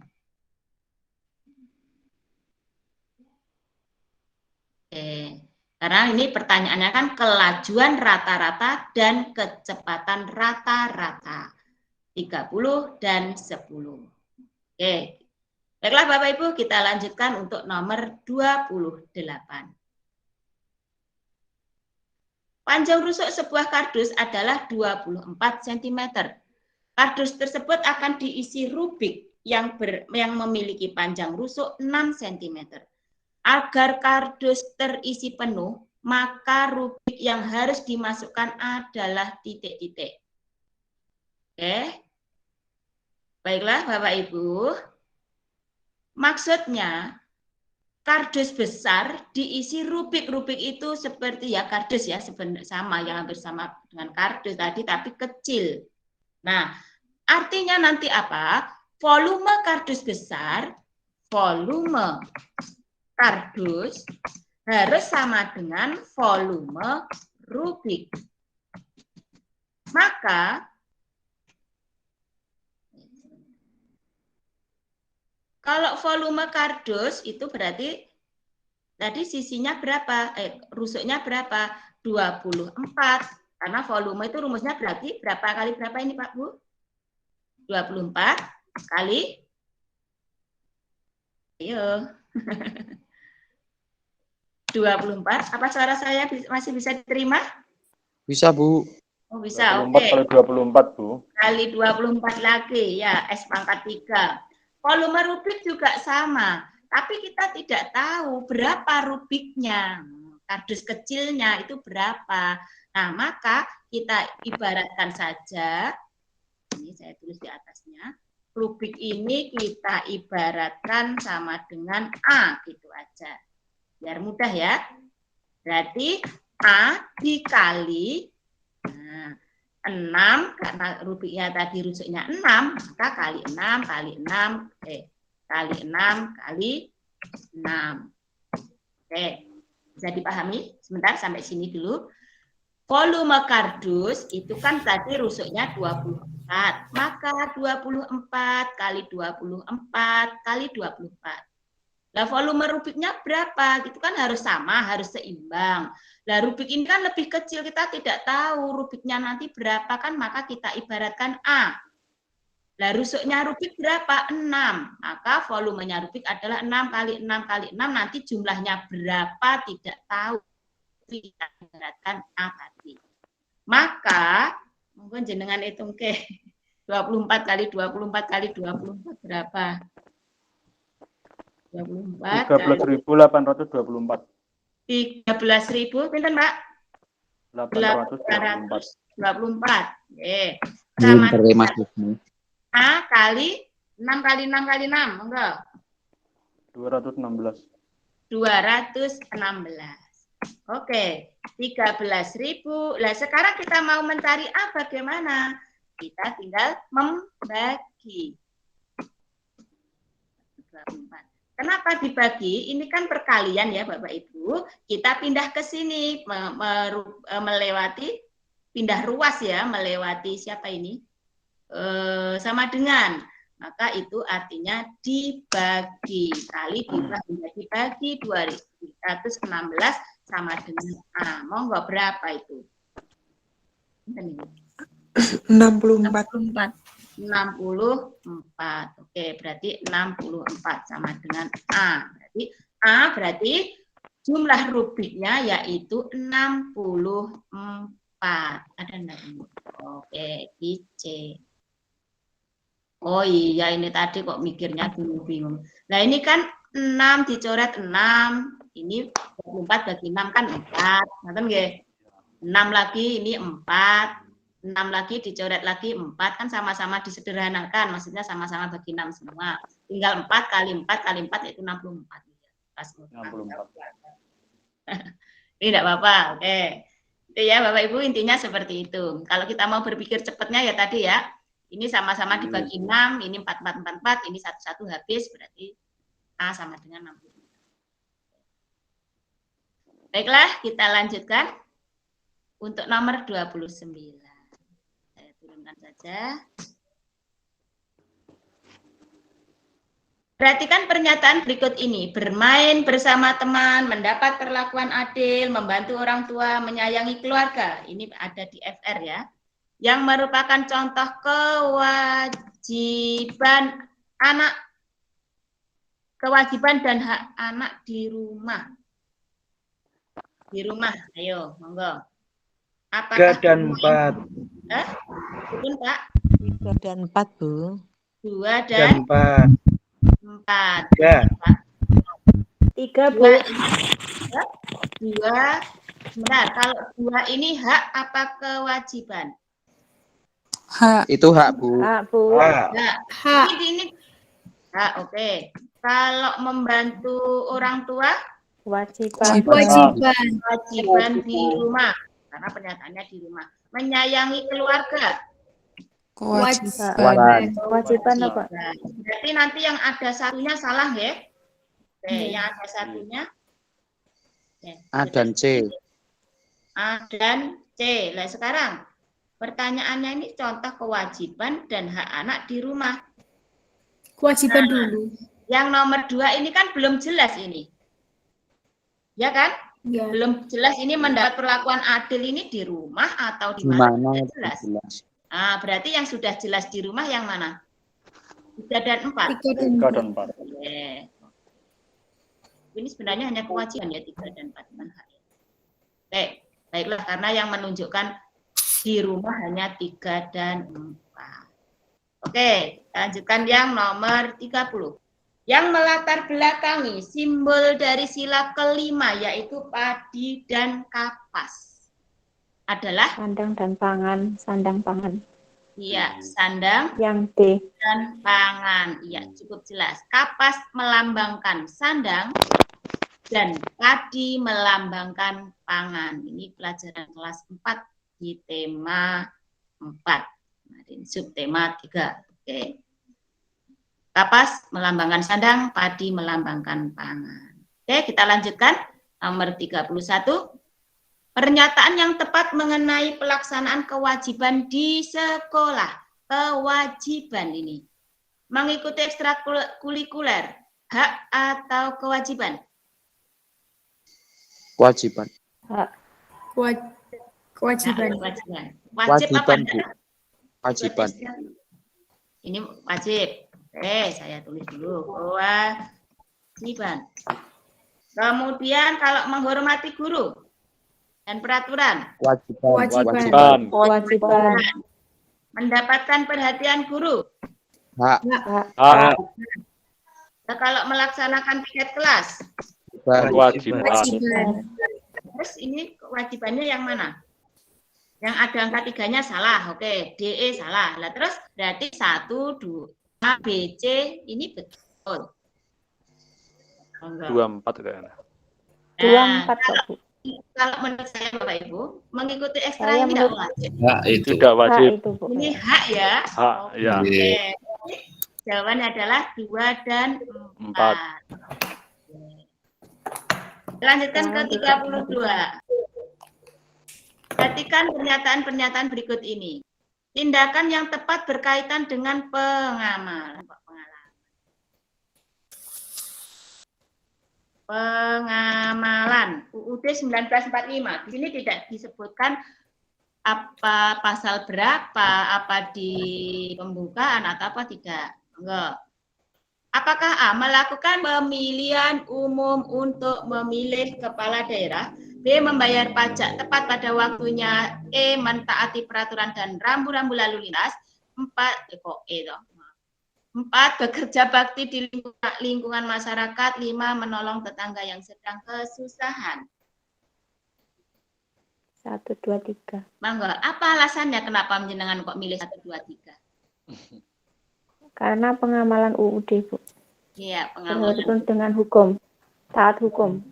Iya, UUD itu merupakan konstitusi, ya kan? Konstitusi yang bersifat nasional. Gitu?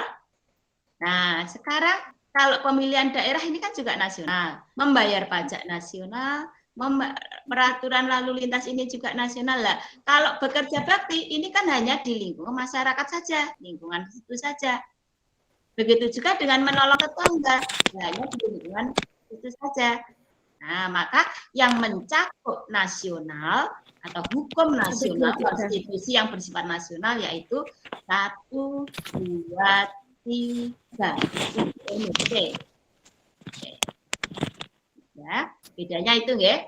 Jadi konstitusi, maksudnya konstitusi itu hukum yang bersifat nasional, lingkupnya nasional. Untuk 4 dan 5 lingkupnya hanya di lingkungan masyarakat. Baiklah, kita lanjutkan. Nomor 33. Tentang alam Indonesia yang dilewati oleh 2 sirkum, yaitu sirkum Pasifik dan sirkum Mediterania, membawa pengaruh bagi Indonesia. Titik-titik. Apa tuh Pasifik dan Mediterania? Nah, ini berderetnya kalau panjenengan dan sering terjadi. Apa? Banyaknya gunung saya sertakan dulu untuk pembahasannya, referensinya. Nah, ini.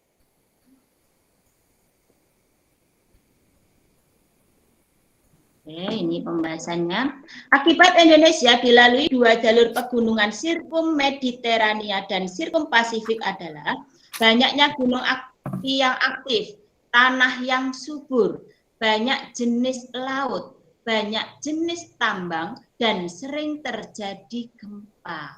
Maka yang masuk di sini adalah banyaknya gunung api aktif dan sering terjadi gempa. Baiklah, kita lanjutkan ke 34. Masih di jalur pegunungan sirkum Mediterania dan sirkum Pasifik. Banyaknya gunung aktif. Ayo, tadi masuk enggak? Masuk. Masuk. Oke. Ya, Bu. Tanah yang subur? Iya. Oke. Oke. Beragamnya mata pencarian masyarakat? Ya. Tidak. Ya. Memiliki banyak laut? Tidak. Oke. Oh, jenis laut. Oke. Aliran itu. Banyaknya jenis tambang? Iya. Oh, iya. Oke. Sering terjadi gempa? Iya. Oke. Iklim dan curah angin yang berbeda? Iya. Jatuh tadi.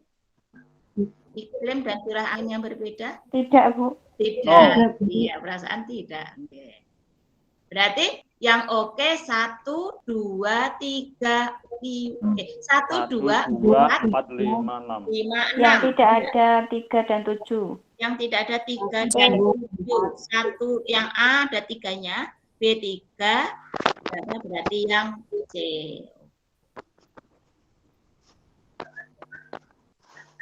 Baiklah, nomor terakhir. Lagu daerah yang berisikan melestarikan budaya adalah apa? Badindin. Badindin. Yaitu Badindin. Oke. Sudah saya sertakan ini. Nah, ini di Wikipedia itu sumbernya. Bunga Jempa menggambarkan semangat keindahan tanah Aceh, merupakan simbol bunga khas di Kesultanan Aceh. Kemudian ada lagi jali-jali, itu penghibur yang sedang berduka dan sedih, artinya pantun. Yamko Rambe Yamko, itu lagu yang bertemakan peperangan. Badindin dari Sumatera Barat, ini tadi yang berisi menjaga kebudayaan Minang. Kalau Soleram ini berisi tentang persahabatan, cinta dan persahabatan. Oke, maka sudah cukup jelas jawabannya adalah Badindin. Baiklah Bapak Ibu, ternyata sudah sampai di nomor 35. Nanti saya share untuk ininya, Ini tadi 3 ya, baru 3 nih. Untuk pembahasannya, ini benar 3 ya Bapak Ibu? Teknis 3 nggih? Nggih. Nggih, Bu. Oh, nggih. Dan tambah pembahasan. Oke, ya. Oke, yang sudah ada pembahasan. Maaf Ibu, Nanti bisa saya diulangi share. untuk soal yang nomor Iya. 21 dan 22. Tadi Pripun? saya terpental. Pripun? Bu, Bisa tadi nomor diulangi untuk pembahasan soal yang nomor 21 dan 22. 21 dan 22. Oh iya ya, oke ini. Oh, ini sudah masuk di PDF ini. Baiklah. Perhatikan diagram di bawah ini. Bapak Ibu, ini tadi kan lingkaran kalau penuh karena ini sudah ditunjukkan persen, maka 100%. Nah, sekarang kalau ini tandanya, ini kan seperempat lingkaran. Kok tahu ini seperempat lingkaran? Ada tanda sikunya. Melambangkan seperempat lingkaran, maka ini 25% atau 25/100.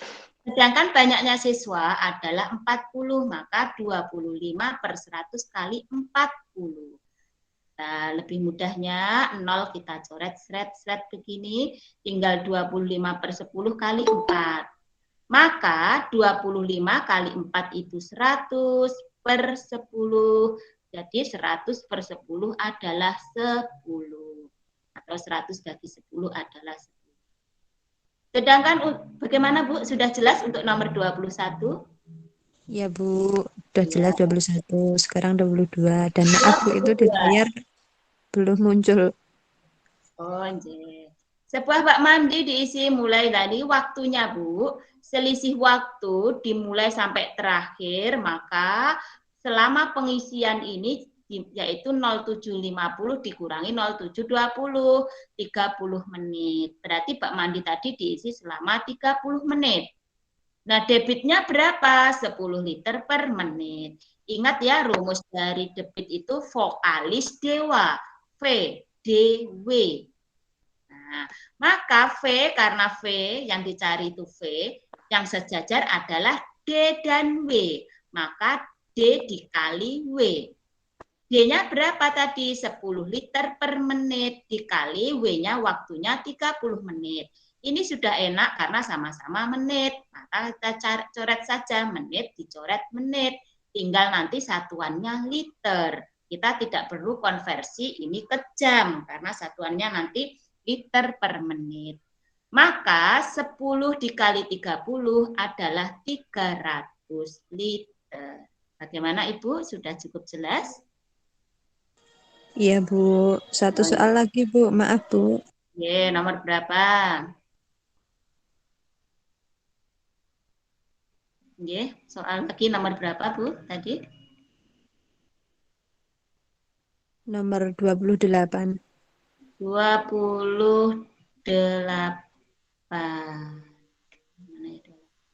Maaf Bu, itu di layar belum muncul untuk soal 28. Oh, belum. Di layar Bapak Ibu yang lain bagaimana? Apakah sudah muncul?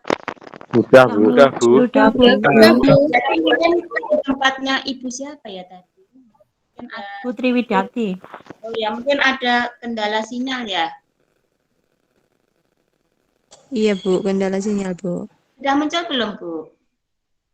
Putri Widati ya? Belum Putri. Ibu. Pun Tereng? Belum Bu. Belum. Oh ya. Gini aja, nanti bisa japri ke saya ya Bu. Nanti setelah ini kan saya share di grup. Nanti panjenengan bisa japri ke saya, nggih. Dan ini kan pembahasannya langsung saya share. Ya. Nanti seperti biasa, ini nanti pembahasan langsung saya share di grup. Gitu nggih, Bapak Ibu. Bagaimana Bapak Ibu? Masih ada hal yang mengganjal? Apakah cukup ya? Cukup jelas pembahasan kita? Alhamdulillah cukup Bu. Ya, alhamdulillah. Baiklah Bapak Ibu, saya kira cukup sekian dulu untuk pertemuan kita belajar bersama hari ini. Semoga yang kita pelajari ini meskipun sedikit akan membawa manfaat bagi panjenengan.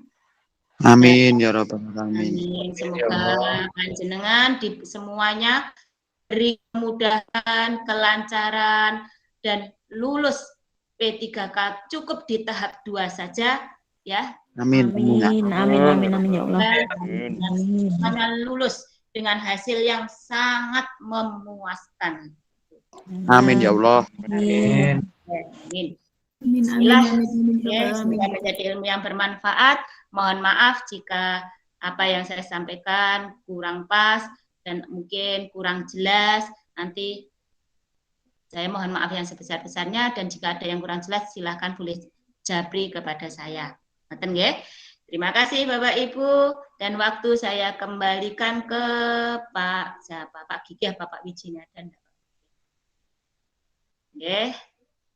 Wassalamualaikum warahmatullahi wabarakatuh. Waalaikumsalam.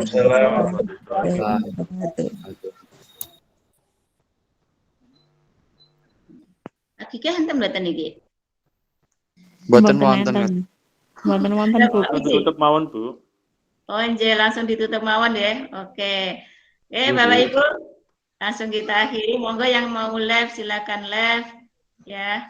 Ini sudah selesai pembahasannya.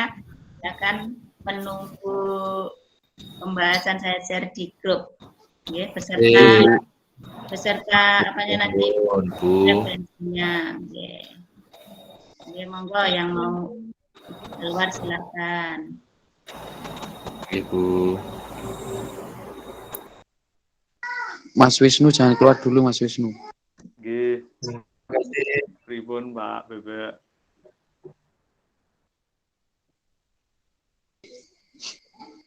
Jika tak pengen metu maksudnya. Bu Ita matur suwun nggih, Bu. Nggih, sami-sami. Matur suwun banget Bapak. Ditunggu materi yang lain berikutnya. Ya, insya Allah besok lagi ya. Insya Allah Nggih, besok. Bu. Saya usahakan kalau bisa tiap malam, tapi nggih tergantung kondisi juga ya. Kadang ya. Dan jangan lupa untuk teman-teman hari Jumat mengikuti tryout. Oh, Nggih, Pak. nggih, dari Purwokerto nggih, Pak. Bulukerto nggih. Nggih. Oh, Nggih, Bu. nggih, itu monggo mumpung ada kesempatan. Ada kesempatan tryout. Nggih. Bisa diikuti. Mudah-mudahan juga bisa membantu teman-teman semuanya. Amin.